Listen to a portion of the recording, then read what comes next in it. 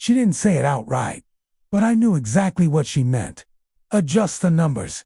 My stomach sank. I could lose everything if I did what she wanted, or I could let her walk straight into her own downfall. If you've ever had a boss take advantage of their position, try to bully you into doing something wrong, or make you feel like your job depended on staying silent, this one's for you.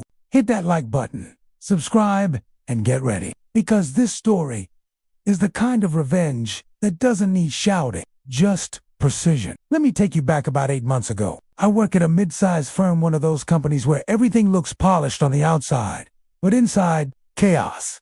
I'm part of the internal analytics team.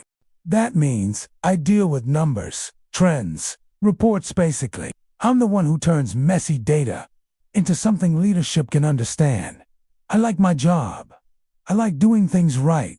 But my boss, let us call her Dinushi, was the kind of person who smiled with her teeth, but not her eyes. You know the type. Always networking, always trying to look perfect in front of upper management.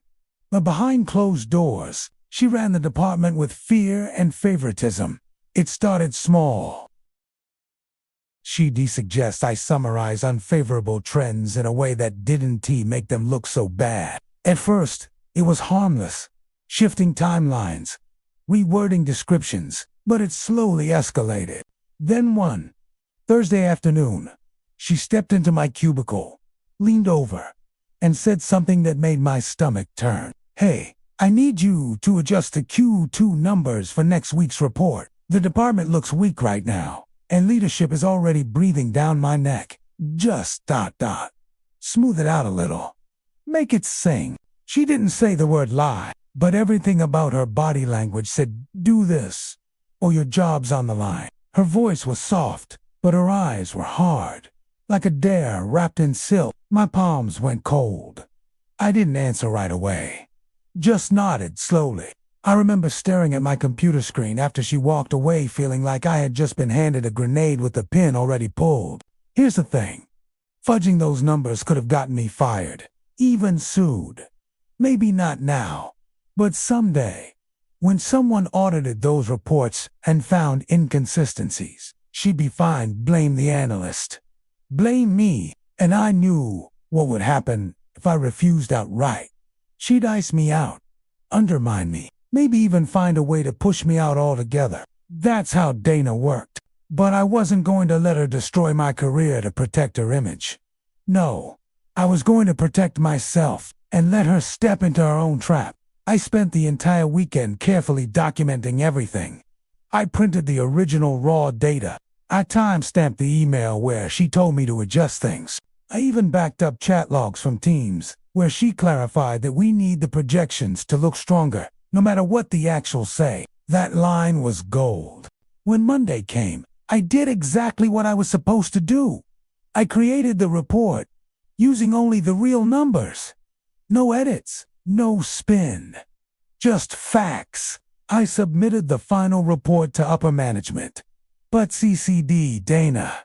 Everything was clean, clear, and traceable. Then I waited.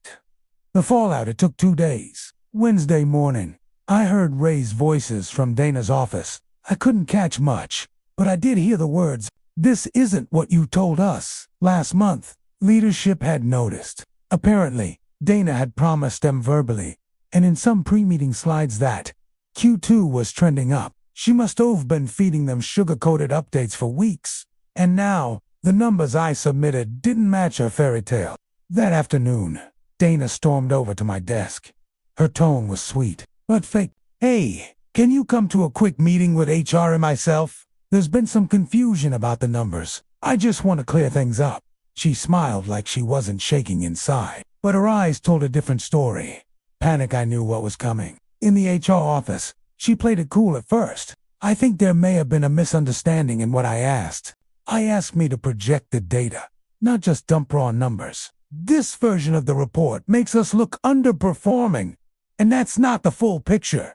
I let her finish. Then I calmly pulled out my receipts, the chat logs, the emails, the version history, even a printed copy of the raw data set.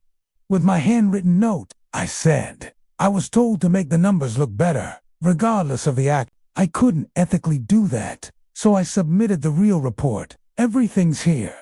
HR went quiet. Dana's face drained of color. For the first time since I'd worked under her, she had nothing to say. She tried to salvage it with some weak excuse about context and miscommunication, but it was too late. The documentation spoke louder than her words ever could.